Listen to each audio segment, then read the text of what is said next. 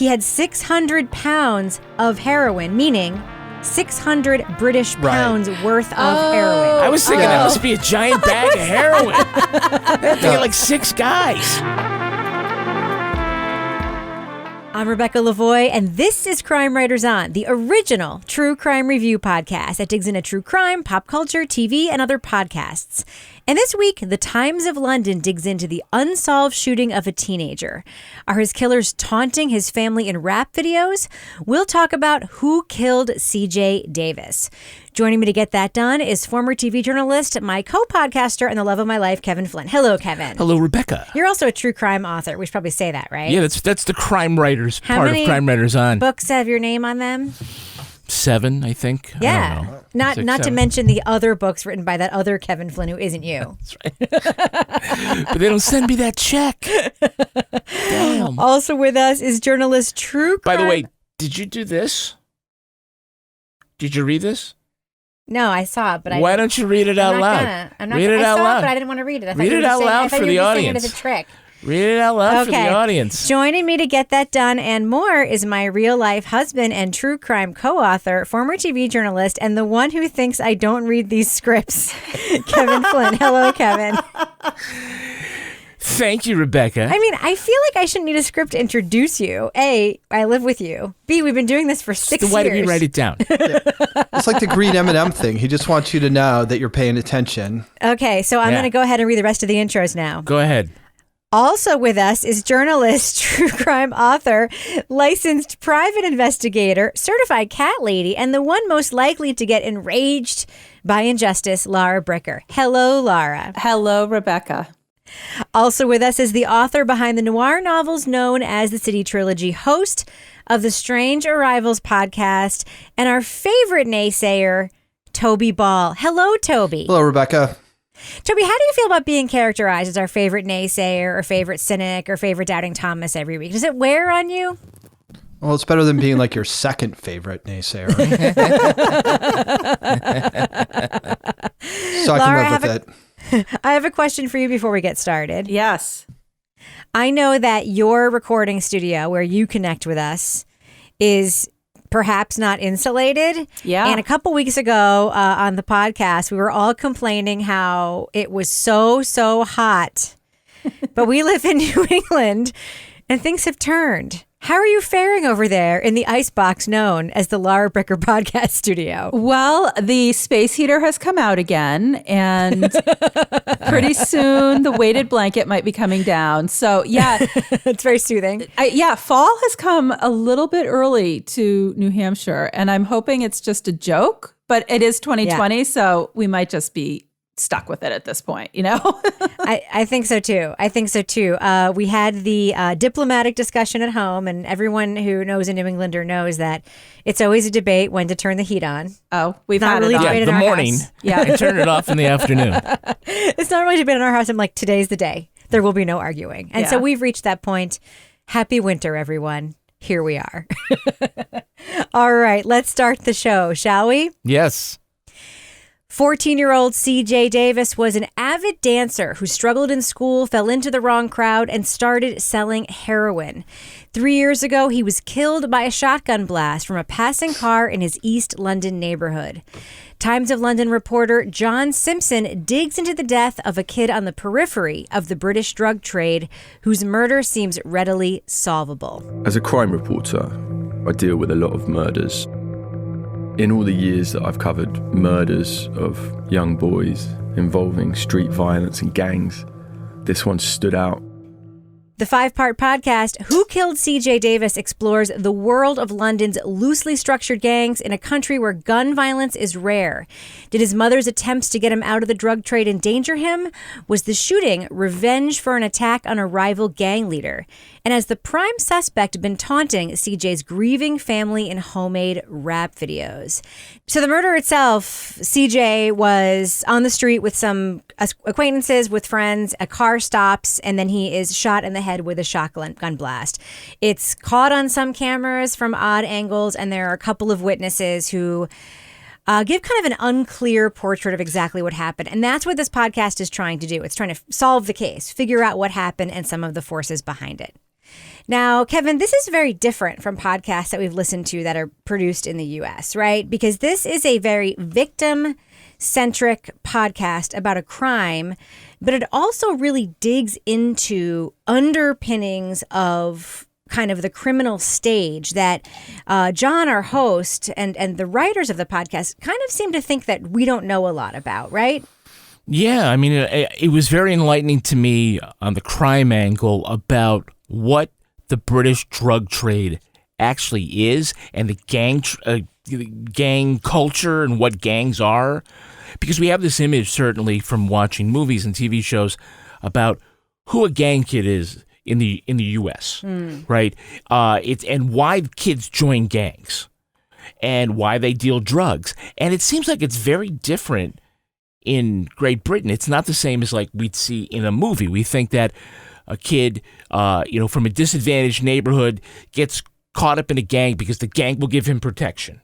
And then he'll sell drugs because it's the only economic option that he has. And it's different here because the gangs in London apparently are very loose and not highly structured except sort of at the top. They're not like kids like really in the gangs. They sort of work around the gangs. And then as far as like the money made slinging drugs, we hear from the cops that these low-level dealers don't get any of the money. Right. It's almost like a human trafficking situation. It's more of that. It kind of leaves me with the question like, well, what's in it for these teens? I mean, if you're not getting sort of that, protection on the streets kind of thing, and if you're not really making a lot of money, why are you hanging out with this criminal element? That's really sort of one lingering question that I had. And otherwise, what was a very strong podcast.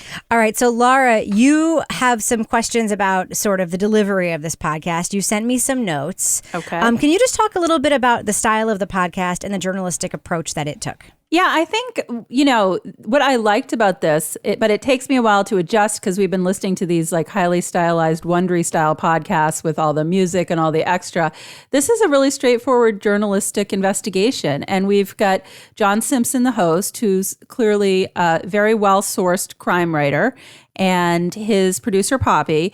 And, he's out doing basically telling the story like you would tell it as a journalist, and starting with the story of CJ's death, getting all of the right people to talk to, but, going right out and, like you would do if you were telling sort of a straightforward sort of news story, but then, expanding that in such a way that now we're going to see what the bigger picture is from this, initial kernel of the story that begins when CJ's killed and the death goes unsolved. So, we have a lot of, back and forth with him and the producer, Poppy, which I thought was a good way to sort of go over the information. So it wasn't just, and plus, like, I loved her name so much. Poppy. Like, I want to have a friend named Poppy, just so I can say it every day.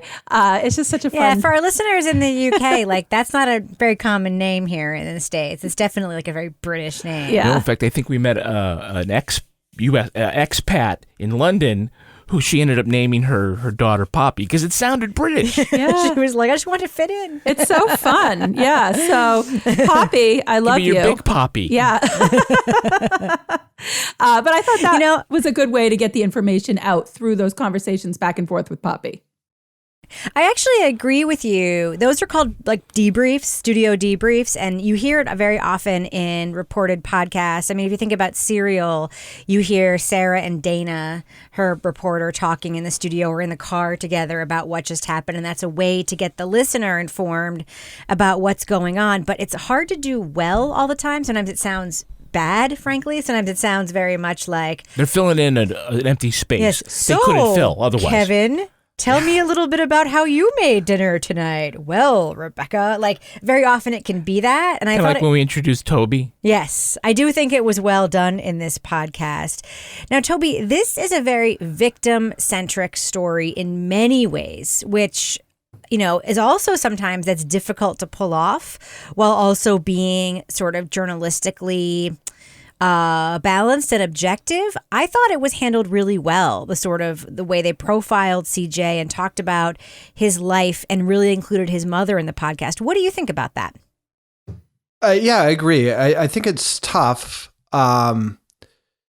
again, and we've talked about this before, but I think the instinct is to just paint this sort of relentlessly positive picture of the victim, and you never want to say anything bad, and it becomes sort of bland, and it's hard to get a sense of the victim. But this, it's tragic, and it's interesting in that, he's essentially a fairly straight and narrow kid for most of the time, but there's just a few little cracks that are working against him, right? He's got ADHD, and that gets him in trouble at school. And then is that right? He transfers school, and yes, suddenly, he transfers to a special school for kids who need more attention, right? And that's a school that is also like, kids are labeled as quote bad. His right. mom pointed out, right? So that sort of starts a spiral. I mean, is the way it sounds like, and he's also, his father's absent and not very involved, but his mother, she seems like she copes with these things about as well as you can.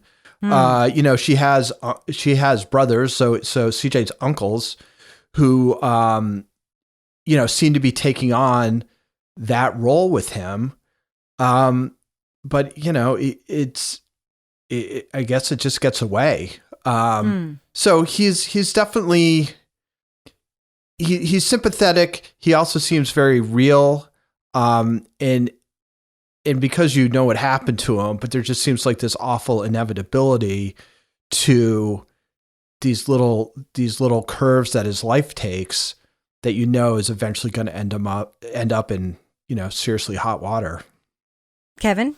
Yeah, and Toby mentioned it maybe 2 or 3 podcasts ago about this idea that when they talk about the victim, that it's always, she lit up a room and everybody loved her, and that it really doesn't say much of anything. And in this case, while CJ wasn't a violent kid, he wasn't like ripping the heads off of dolls or anything, Mom was pretty honest about where his issues were.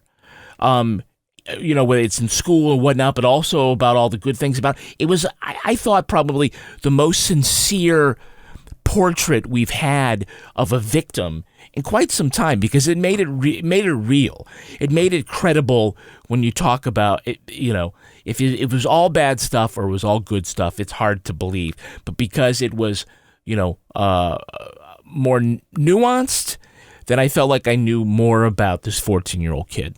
I did too. So what happens in the podcast is that we hear that CJ had, of course, he was, diagnosed with ADHD when he was young. And I will say, as a production note, there is some misinformation about ADHD in the podcast, which is one of my small criticisms of it.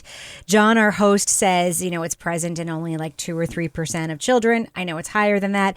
And he also says that it's present 4 or 5 times more in boys than girls. That's actually not true. It's actually diagnosed at a much higher rate in boys than girls, but it's just as present in girls than boys. And that is a subject of a whole different potential podcast that maybe we'll review someday.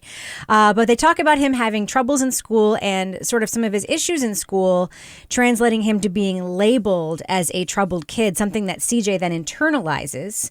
And despite having a very supportive family who sort of brings him in on the straight and narrow, he is lured by these outside forces that really are structured in a way to pull in kids, separate them from their family, and get them into this drug trade that it's almost mechanized. It all has to do with telephones, and then the kids are coerced, and if they don't do it, they're in trouble with the gangs. And it's this whole county line scheme that they talk about in the podcast, which is complicated yet horrifyingly simple in some ways.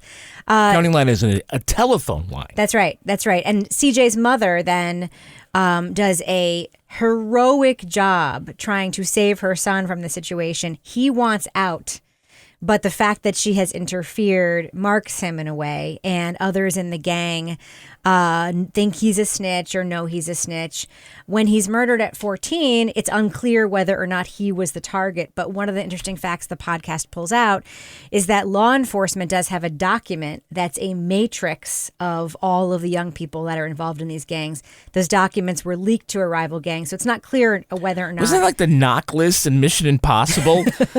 Here's all the gang members on one spreadsheet. Yeah. I mean, it reminds cross me of tab and pivot. Yeah, okay. It reminds me of when we watch an episode of like Law and Order or SVU and they arrest someone and they're like, isn't that Mickey 2 feet from blah, blah, blah? And it's like, oh, did you look at the spreadsheet with all of the criminals in the greater New York area? But I had a question. Laura. Well, I had a question about that whole scene where his mother, and I think Kevin had the same question, went out to track him down. And I didn't know if I heard it incorrectly, like the amount of heroin that they had.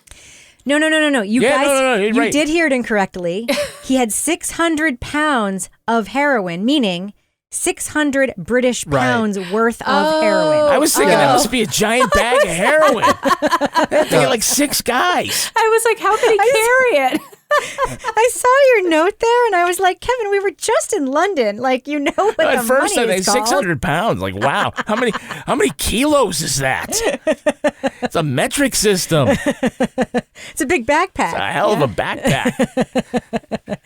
So, Laura, CJ's mom is a central character in the podcast. She's a big source for John, and we also do hear, you know, how she parented CJ through his issues in school and then through his sort of touch points with this gang and some of the other criminal activity he was involved in. What do you think of her as a central character in the story and the way she kind of presents her parenting through all of this? Well, I think she was a heartbreaking character, but she was a very effective character to have narrating. And, you know, I know from writing crime stories and writing true crime, as you guys do, that quite often family members of victims do not want to cooperate when you're doing a story. And so when you have somebody that does cooperate to this extent, it really gives a much better, you know, depth to the story and to the people that were involved, in this case, the life of CJ. But I mean, she was a force. You know, she really worked hard to get him on the straight and narrow, to get him out of this gang lifestyle. I said, my son is not like any of you. My son doesn't have to want for any phone. He's got his own things. I'm the person that told the police. So if anyone of you lot are bad, tell your mum, your dad, your gran, all of them to come and find me. And everybody's like, oh, look at his mum. I was like, I don't give a stop trying to run down my son. He's got nothing to do with you. I think she mentioned at one point, you know, that the uncles that were kind of mentoring him and fathering him, they didn't really understand that. You know, that wasn't something they were familiar with. So that was sort of a point where she had to keep advocating for him. And so I think she was just a tremendous advocate for CJ through his life. And now after his death, you know, raising awareness of what happened and kind of, you know, pushing this issue, trying to find some resolution. You know, also, Laura, that we get to, we'll call it the family member portion of the story right in the first episode. And you usually get that like in the second episode. They start off talking a lot about the crime and we get that, you know, the setup in the first 15 minutes or so. But they pivot right into telling us who CJ is right up front. And I think that that's slightly different. And I think you get more buy into the story emotionally by not holding that back. But it's not corny. No, it's not corny at all. No. We have heard that before in some of these crime stories that we reviewed. It's almost like people writing podcasts or documentaries, they front and load it with victim-centric material that is almost designed to respond to criticism about not making it about the victim. Yeah. And that didn't feel like this to me. I mean, I thought it had an authentic, insightful, actually kind of important to set up the story feel. It's also very important to understand that CJ was a child. He was not a young adult.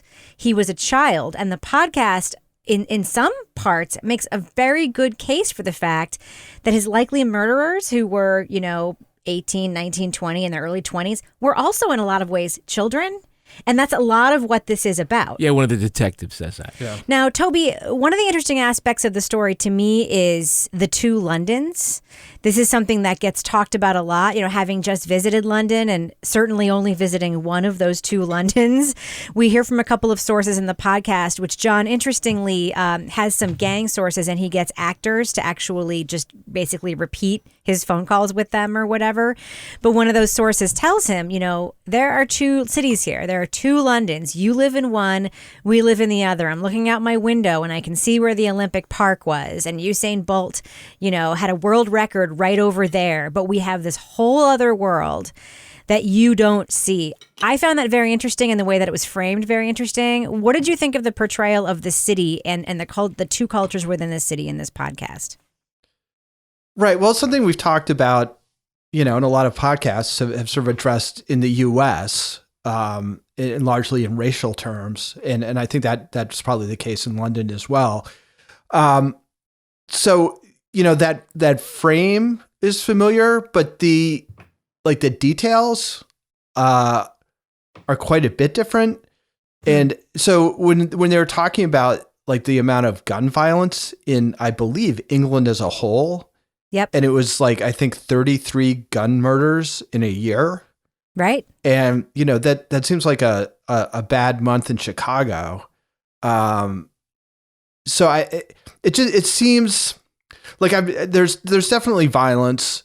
But I think the fact that there are just so many fewer guns that it's not quite the carnage, that we kind of associate with gangs, rightly or wrongly. But it's not, the drive-bys and the shootouts where there's, bystander casualties and things like that.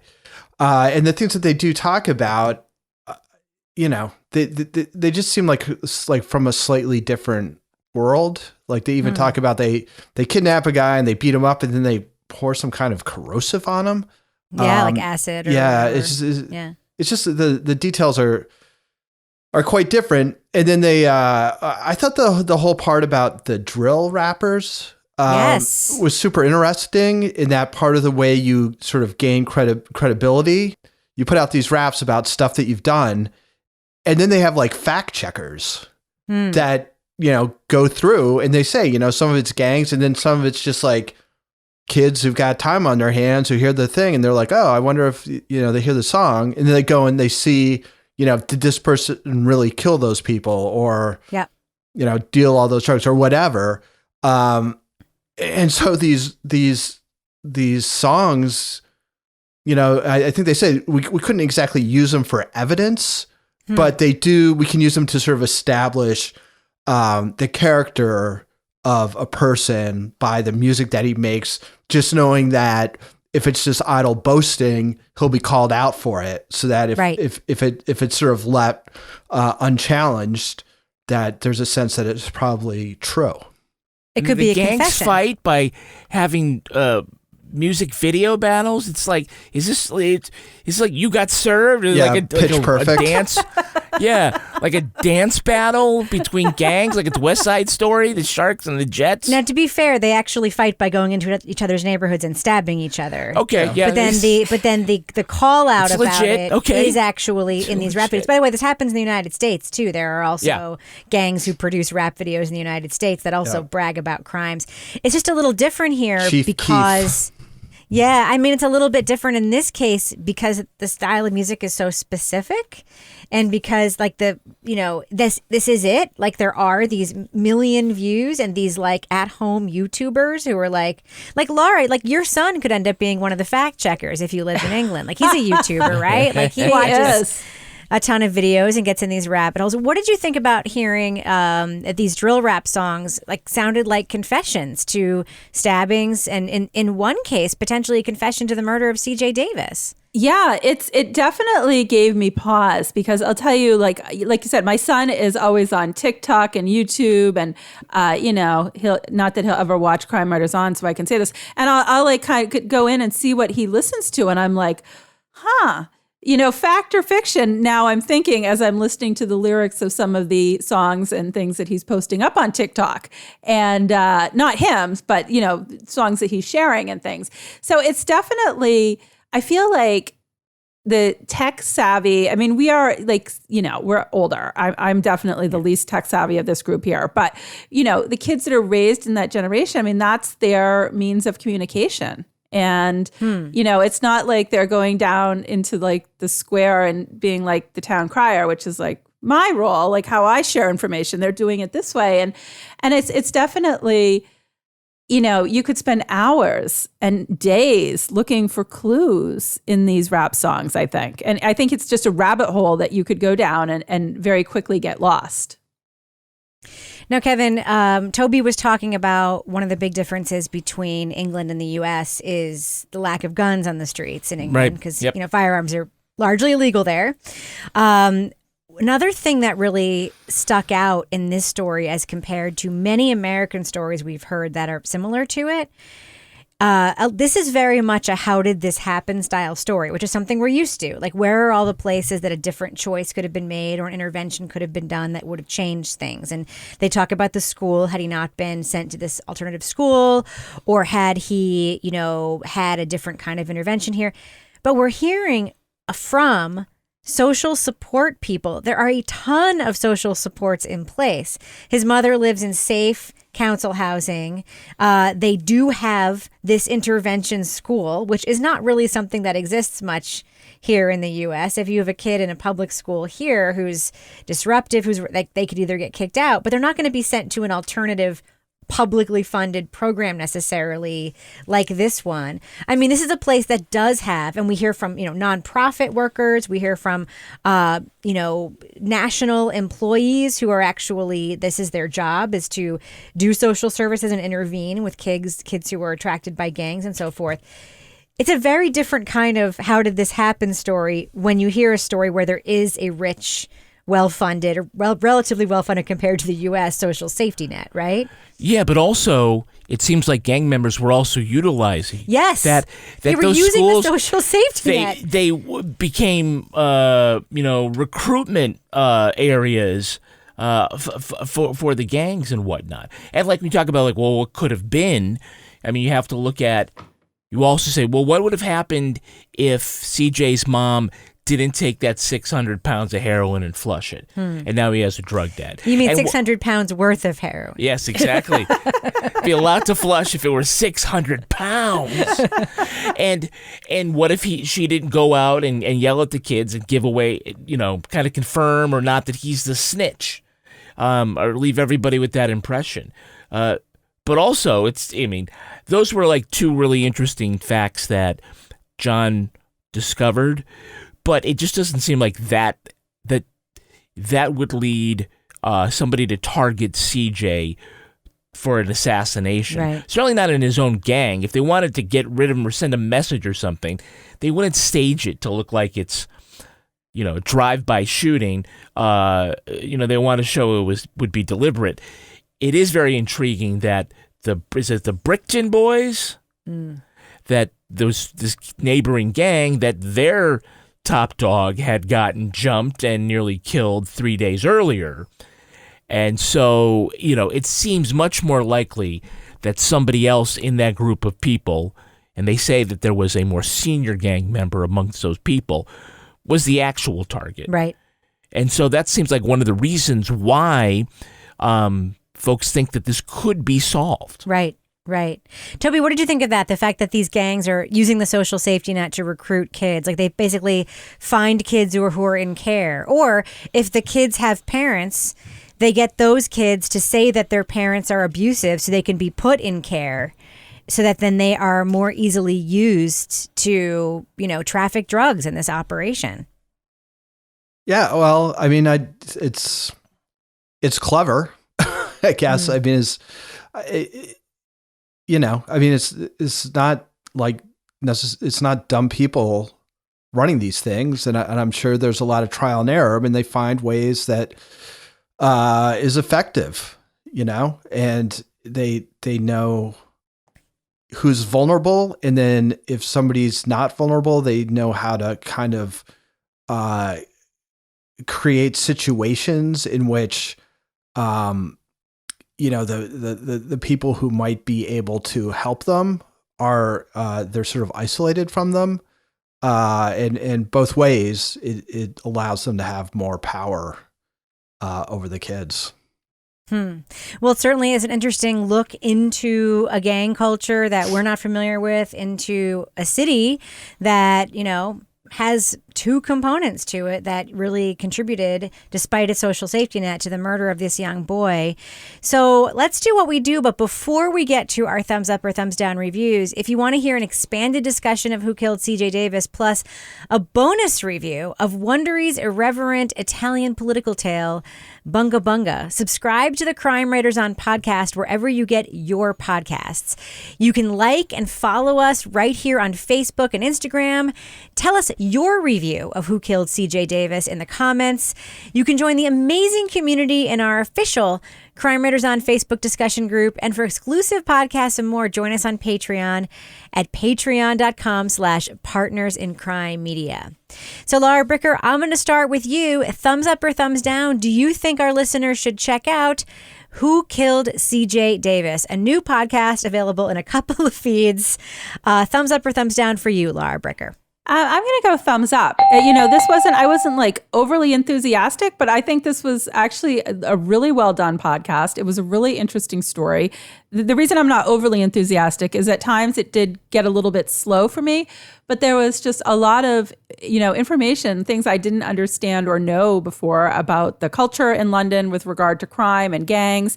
There was a lot of really interesting voices. And, we didn't even get into the woman that, witnessed him being shot and her story of sitting with him, while they were waiting for help to arrive. And I think this was a really interesting case that takes, one child's death and puts it in a larger context that really highlighted a much bigger societal issue. So it was well done. Plus Poppy.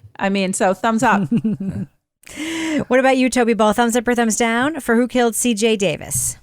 Yeah, I give it a thumbs up. The pace was a little slow for me to be completely enthusiastic about it. It's sometimes I like the slow paced ones, but it's often I feel like there's still a variety of information that you're getting, but it just isn't propelling the story forward all the time. And here I kind of felt like sometimes, they were really sort of taking their time in getting you information so that you were kind of listening to people talk about sort of the same thing quite a bit. But for the most part, it's super interesting. It's obviously really well reported. I think the point that you and Kevin were making about how well integrated sort of CJ's story is. It's not just checking off a box, which I think is what often happens, but this is actually, a critical, if not the critical part of the story. So all those things are good. So it's a strong thumbs up with the caveat that I found it a little slow going at times. Kevin Flynn, thumbs up or thumbs down for Who Killed CJ Davis? I'm going thumbs up. I agree that the pace is a lot slower than we get in podcasts, say in the U.S. Or Canada. Well, maybe not Canada. Not Canada. But anyway, those No podcasts. offense, Canadians, but your podcasts are slow. They do go along. But this is from a newspaper, from newspaper journalists, and in a way, it kind of reads like a newspaper article, but it works for some reason. Well, that doesn't always happen because we have had, podcasts from newspapers that have just been really bad. This was really good. It's an interesting case. Like John says, it's not atypical as far as what a violent crime is, but something about it kind of stands out. And so I thought it was really great and a really interesting look at the drug trade in London. The way we didn't even talk about how people call on a telephone, and that kind of insulate all of the drug runners on the street level are insulated from it. Just really particular, right? And so anyway, it's a great investigation. It's a it's put together very well. And I do know they're coming out with a bonus episode later in the month. Hopefully they'll have something about being closer to solving the case. I love this podcast. I'm giving it an enthusiastic thumbs up. I actually think I liked it more than the three of you did. I thought it was beautifully This isn't a contest, Rebecca. I know, but usually when things are like, when you guys describe something as being slow or whatever, I'm always like, oh my God, it's so horrible for me. I actually felt the opposite. I thought that it's tight. It's only 5 episodes. And I thought that each one handled a topic, a look at the case in a way that really worked for me. It wasn't belabored. There was an episode about CJ. There was an episode sort of about his mom and his history. There was an episode about the drug trade. There was an episode about the failures of the social safety net. And then there was an episode about the crime and the suspects and whether or not it was solvable. To me, it felt very, very tight. Like if this was a series in a newspaper, this was the right way to package the series. My quibbles about it, like I said, are some of this glossing over misinformation about ADHD. But there was another aspect to it that we didn't talk about in our conversation that I thought was fascinating.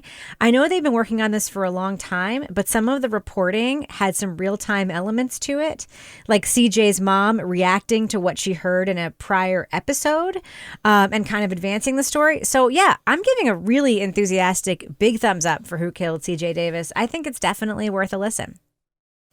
All right, now it's time for my favorite part of the podcast, a little something I like to call the crime of the week. For a year and a half, residents in a tiny village in Wales complained that their broadband internet would cut out every morning at exactly 7 a.m. Engineers conducted all kinds of tests, but couldn't locate the glitch. They even laid new cables into the Welsh community at great expense, but that didn't help. That's when the team discovered that the signal was being interrupted by a very old television. At 7 every morning, an elderly owner would flip on his telly, which emitted frequencies that interfered with the village's internet. It gave him cancer, probably. The homeowner was reportedly mortified and promised never to use that TV again. Despite the large amount of money the internet provider had spent, it seemed like the problem could have been solved if everyone just chipped in for a flat screen and a subscription to Dish Network. Now, panel, you can't come between a pensioner and their programs on their very old TV. What do you think this viewer was turning into every morning at 7 a.m.? Laura Bricker, what do you think? Well, I'm thinking of like Cozy TV and the shows that are on there, and I'm going to have to go with Baywatch. Didn't see that coming. What do you think, Toby Ball? What was this pensioner turning into at 7 a.m.? Was he turning into something or was he tuning into something? He's tuning into something. I don't know, man. The times when I am up at 7 o'clock watching TV were back in the days when my kids were young. So, and because it was happening in the British Isles, I'm going to have to say Teletubbies. Oh, Kevin, can you still your Teletubbies impression? No, I can't. Sorry.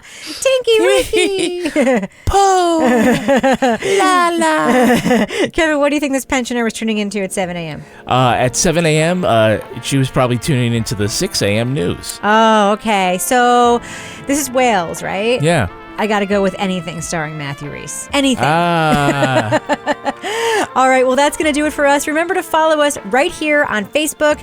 We'll be back again next week with another crime review. On behalf of all of the crime writers, all of us, thanks for watching and listening. We will catch you later.